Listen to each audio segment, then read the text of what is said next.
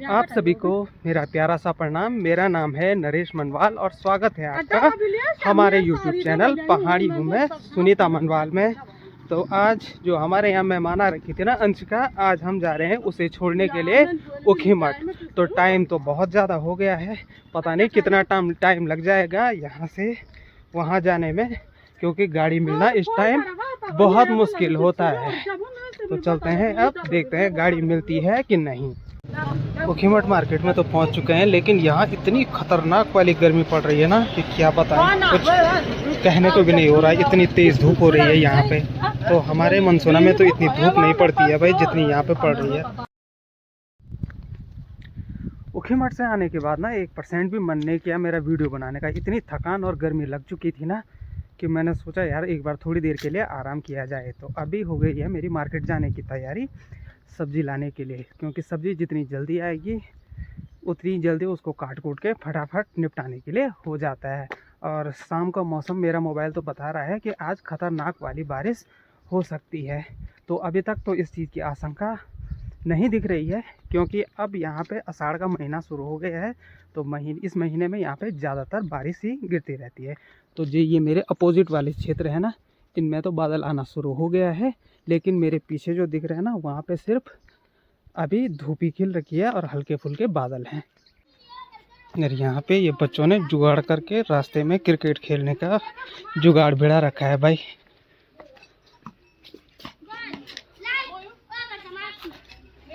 ये स्टंप का आइडिया पता नहीं कहाँ से आया है। 2 बाल्टी रख रखी है, एक के ऊपर एक, और उसी से स्टंप का जुगाड़ हो रखा है। तो ठेमड़ी, ये आइडिया किसको आया? अखिल को आया? चल बढ़िया है भाई। मैंने बाल्टी के ऊपर बाल्टी रखो और स्टंप तैयार हो जाते हैं। और पिच की दूरी भी काफ़ी अच्छी खासी रख रखी है भाई। तो ये है पहाड़ों में जुगाड़ी क्रिकेट। अभी मार्केट में आके ना ऐसा लग रहा है जैसे यहाँ पे कोई इंसान ही नहीं रहता होगा। बिल्कुल सुनसान हो रखा है, क्योंकि धूप बहुत तेज़ पड़ रही है। इसके चलते मार्केट में बहुत कम ही लोग रहते हैं। चाय पीने के लिए मैं थोड़ा सा बैठा ही था, तो तभी आंगनबाड़ी की जो कार्यकर्ता है ना यहाँ नीचे गाँव से, उनका हमें बुलावा आ गया कि जनगणना हो रही है। तो उसके रहते सारा रिकॉर्ड देना था, तो मैं वहीं से आ रहा हूँ। ये अपना सारा रिकॉर्ड देके, बल्कि लिखना भी मुझे ही पड़ा। वो कह रही थी उन लोगों को बहुत थकान लग गई है उनको, तो इसलिए रिकॉर्ड दिया। अब हो गई है मेरी घर चलने की तैयारी। तो वहाँ पे इतनी भयानक गर्मी लग रही थी ना, मैं पसीने से एकदम तर हो गया था वहाँ पे भाई। जनगणना में जो भी उन्होंने मेरे से जानकारी मांगी थी ना, उसको उनके पास देने के बाद अब मुझे दूसरी ड्यूटी दी गई है। पहले ही इतनी तेज़ धूप हो रही थी, थकान भी लग रखी थी। तो ये वाली अलमारी जो है ये यहाँ फिट करनी है। तो इसमें भी बहुत टाइम लग जाएगा। तो पहले मैं इसका रेशियो लूँगा, उसके बाद ही इसकी फिटिंग करूँगा, क्योंकि ये यहाँ पे बहुत ही ज़्यादा जगह घेर रही है।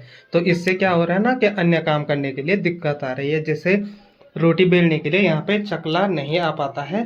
तो ये सुनीता यहाँ पे रोटी बेलती है, तो जिससे यहाँ से वहाँ की दूरी ना काफ़ी पड़ जाती है। तो अगर ये अलमारी वहाँ पे चली जाएगी तो काफ़ी अच्छा खासा स्पेस बन जाएगा यहाँ पे, जिससे कई अन्य काम करने के लिए भी ना जगह हो जाएगी। और ये जितने ऊपर ये जैसे कांच के गिलास वगैरह है ना, तो इनको रखने के लिए भी फुल्ली स्पेस मिल जाएगा यहाँ पे। तो फिर चूल्हा भी थोड़ा इधर खिसक जाएगा, तो उस जगह पे भी कई सारे सामान रखने की व्यवस्था हो जाएगी। तो इस अलमारी ने वास्तव में बहुत सारी जगह भी घेर रखी है, और ये खिड़की भी पूरी तरीके से क्लोज हो रखी है। तो अगर यहाँ पे चली जाती है ना तो देखने में भी अच्छा लगेगा, हाइट पे भी रहेगी, और यहाँ पे काफ़ी जगह भी बन जाएगी। तो सब, और अभी हो गए हैं शाम के 4:40, और ये अलमारी को खाली कर दिया है। तो सबसे पहले इसको ना वहाँ पे रखे, जितने ये कॉर्नर है ना इनकी मार्किंग करेंगे।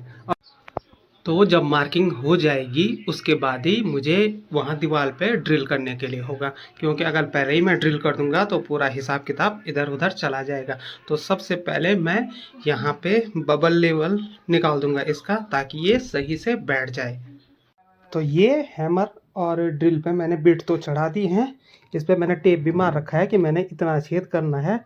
तो अब है इनको चेक करने की बारी कि ये लाइट सही से वर्क कर रही है कि नहीं। तो ले चलते हैं इनको बाहर और एक एक करके दोनों को चेक करते हैं।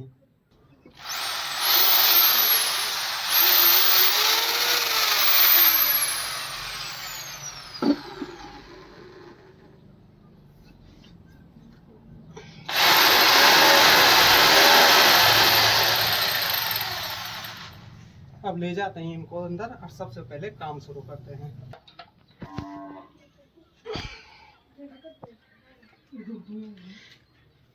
ना तो यहाँ पे करनी है मुझे ड्रिल।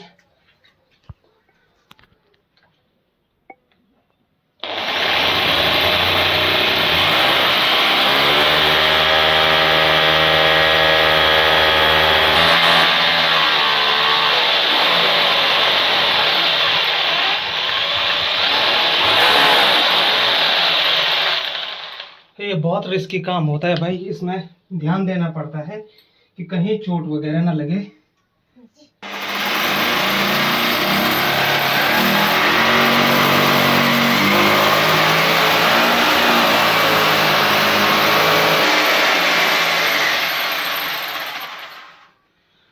हाँ, 2 होल हो चुके हैं, 2 मुझे और करने हैं अभी।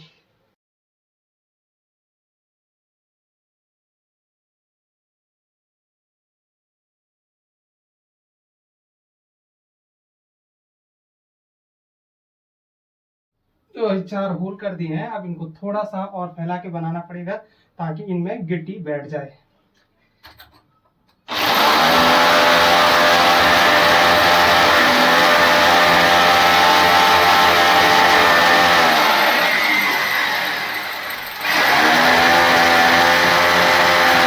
अब इसमें गिट्टी डालने की तैयारी करते हैं। ये है गिट्टी और स्क्रू। इस तरह के काम मुझे पहले से आते हैं, तो हमें किसी फिटिंग करने वाले को नहीं बुलाना पड़ता है, हम खुद ही कर लेते हैं ये काम।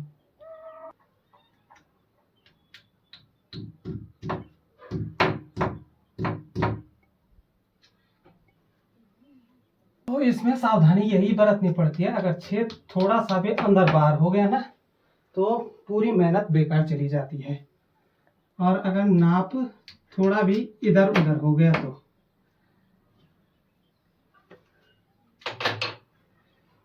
अब है ड्रिल की बारी।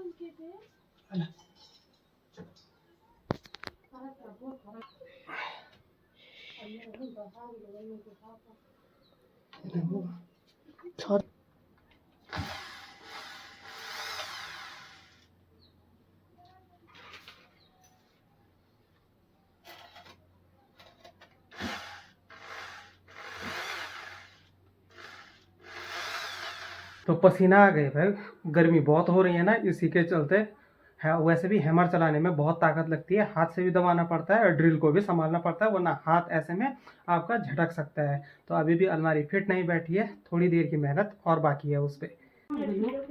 तो ऊपर के स्क्रू तो हमने लगा दिए हैं, अब है ये नीचे के स्क्रू। तो उस टाइम फोन मैंने अंदर रख रखा था क्योंकि टाइम नहीं मिला वीडियो बनाने का उतना।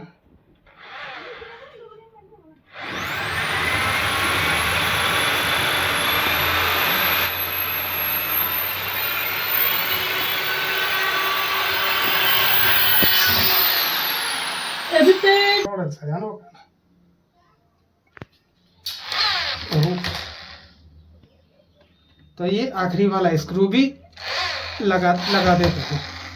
तो ये हो गई है भाई फिटिंग अलमारी, चारों स्क्रू लग गए हैं और अब ये कहीं नहीं जाएगी। तो वहां पे इतना सारा जगह अब खाली हो गया है, ये भी खिड़की खुल रही है अब, तो काफी अच्छा लग रहा है अब।